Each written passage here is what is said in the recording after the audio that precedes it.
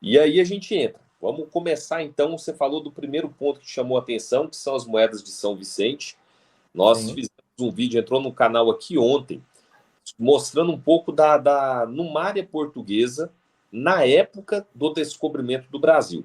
Então, nós falamos lá de Dom Manuel I, que a gente ainda não tem nenhuma documentação que demonstra que vieram moedas de Portugal para a colônia, talvez até mesmo pelo fato de ser recente, né? A gente olha a história assim, a gente fica pensando, mas são 500 anos de história. Naquela época, ele foi governante de Portugal até 1521.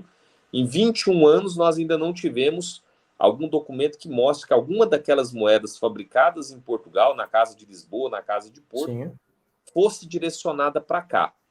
De repente, a gente chega no filho, Dom João III, Sim. e no finalzinho do reinado dele, 1555, E 57, que foi quando ele faleceu, né? faleceu em 57. Então, 2 anos antes de falecer, vem a informação para a gente do Alvará.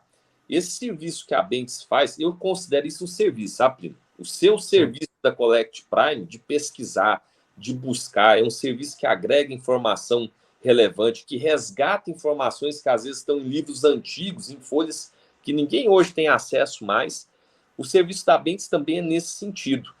Eu vejo o time de pesquisa da Bentes com importância fundamental, crucial na obra deles.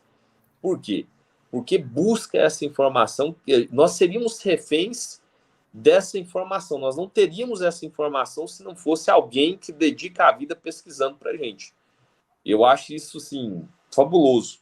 E trazer essa informação dentro das peças que foram autorizadas à cunhagem por Dom João III.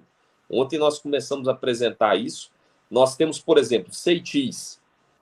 Eu vejo muito, de vez em quando aparece lá, com uma certa até frequência, esses ceitis sendo desenterrados por detectoristas. Detectoristas. Então a turma acha no solo brasileiro esses ceitis aqui. Isso prova para gente que essas peças circularam aqui. De fato, Sim. vieram para o Brasil em alguma embarcação, elas chegaram aqui no Brasil, mas não são peças que até o momento nós temos essa notícia de que foram feitas ou ordenadas para circularem aqui. Porque às vezes elas já existiam e aqui tinha escassez de dinheiro e eles mandavam circular. Então, às Sim. vezes, ainda não tem essa informação. E eu até falava, imagina que riqueza, Plínio. Só na época de Dom João III tinha o ceitis, tinha o cinquinho, tinha o vintém, tinha real, tinha um real dobrado, tinha cruzado, tinha tostão, meio vintém. Olha só que Se riqueza. encontrasse documentação que falasse que foram feitas para o Brasil também, a gente estava. A Numária Brasileira ali ia expandir. E essa busca de documentação que você está falando é muito importante, porque, querendo ou não, por exemplo, descoberta de um alvará desse aqui, você está mudando a história. Você está mudando os livros de história. Né? Se você for analisar, por exemplo, até documentação do Banco Central do Brasil, não contempla essa moeda.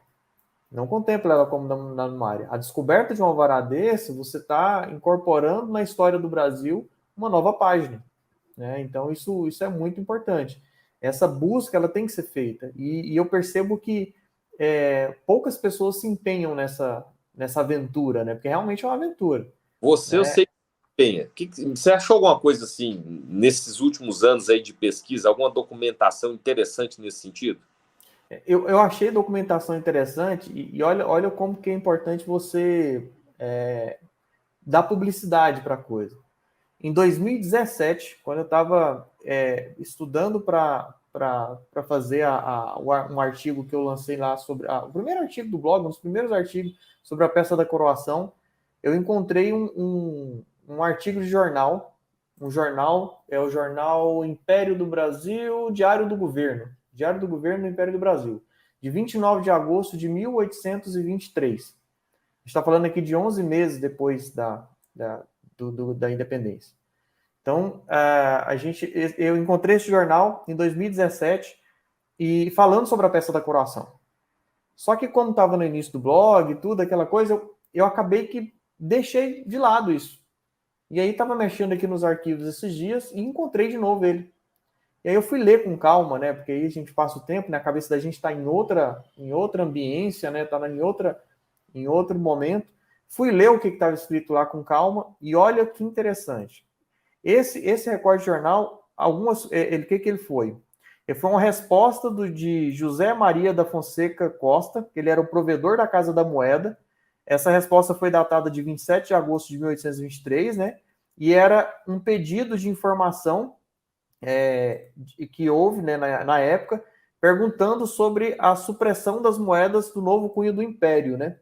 E aí aqui eu volto para os cobreiros lá, eu acho que é importante a gente até levantar o que é essa supressão, porque eu acho que é aquele carimbo do Império, né? Que é a supressão, né, com o carimbo do Império. Então acho que isso aqui tem que estudar ainda para saber se é isso mesmo, tá? E aí, nessa resposta, né, ele pergunta se existia, né, em 16 de junho de 23, 1823, alguma moeda com cunho do Império. E aí, o que ele responde, né, o feitor da Casa da Moeda? Ele fala assim, olha, ele falou da quantidade das peças da coroação, falou que foram cunhadas somente 64 peças, né, para a coroação, né, que são as peças da coroação de Dom Pedro, né? Então a gente já atesta aqui a quantidade de 64 peças. Falou que o Dom Pedro não gostou do busto, do seu retrato nas moedas. Então aquela história de que as peças não teve circulação, não serviu para o propósito porque Dom Pedro não gostou do busto. Então esse documento aqui Não é antigo. piada, né? Não é piada, é porque ele realmente não gostou, porque o feitor da Casa da Moeda está falando que ele não gostou, né? E ele fala que a cunhagem das moedas de 960 réis do Império tiveram a cunhagem iniciada dia 26 de 8 de 1823. Então aí a gente percebe a data exata de quando começaram a ser cunhadas os 960 réis do Império. Então isso é coisa assim que não tem, né? E tem outras informações interessantes aqui, coisa que a gente não tem na literatura ainda, né? Que ninguém escreveu sobre isso. Mas por que foi descoberto? Porque teve alguém que teve que ir lá, né, virar traça de biblioteca, né, olhar jornal antigo e achar ali o documento, né, achar a informação.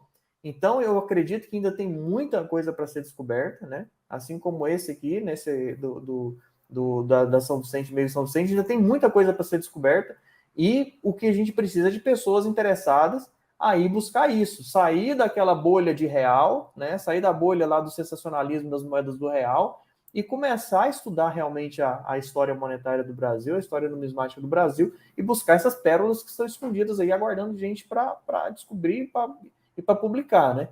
Então, esse recorte de jornal, por exemplo, eu vou escrever um artigo sobre ele mais detalhado, né, comentando cada uma das partes, né, e eu publiquei lá no canal no grupo da Sociedade Numismática Brasileira, e assim, desconhecimento geral, ninguém conhecia, né? Ou se conhecia, não falou nada, ficou em silêncio, mas ninguém conhecia o recorte. Então é importante que a gente busque essas informações e vá atrás desse tipo de conteúdo, tá? Até para crescer a nossa numismática.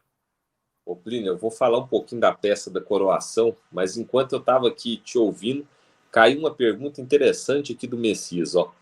E quanto tempo, ele está perguntando, né? Quanto tempo levava para cunhar cada moeda? Também não temos essa informação.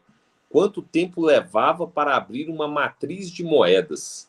Você já leu alguma coisa a respeito disso?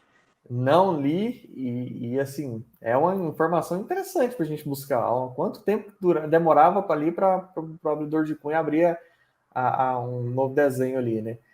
É uma coisa até que a gente pode até pedir para a Casa da Moeda explicar para a gente, né? Naquela época o processo, né? Porque era artesanal, né? Então, quanto tempo demorava? Boa pergunta aí, o colecionador de cédulas. O colecionador de células é o Messias Manchur. Um abraço, Messias. Messias. Esses dias para trás, eu vi um, um cunho rústico mesmo, provavelmente um cunho daqueles que foram usados para fazer moedas falsas, ali na época inicial do Império, com uma chapa, de onde se tiraram várias moedas, estavam lá os buracos da moeda, e só a rebarba da chapa. Um detectorista achou esse cunho, tirou, Caramba. desenterrou esse cunho, com essa chapa. Eu achei interessantíssimo. Eu nunca tinha visto, assim, de cara a cara mesmo, aí, praticamente, uma chapa dessa. Interessante. Que ele fica em silêncio, né? Porque senão o IFAM toma dele. Pois é, o IFAM tem o trabalho aí de guardar a história do Brasil, mas quem está descobrindo a história do Brasil são os Sim. detentoristas, né? Eu acho injusto, viu, o IFAM fazer isso. Ao invés do IFAM juntar com esse pessoal, criar aí uma legislação para, olha, traz isso para cá, vamos estudar isso junto, entendeu? Vamos dar o crédito, fazer a aquisição desse item para o acervo do Brasil e fazer a remuneração, né? Tem isso, igual tem lá no Reino Unido, tem isso, né? Se você achou alguma coisa, você pode levar tranquilo para o museu, ele vai analisar, se tiver interesse, ele vai te pagar o valor justo, né? Ou se não tiver interesse, você fica para você e a sua guarda sem nenhum problema.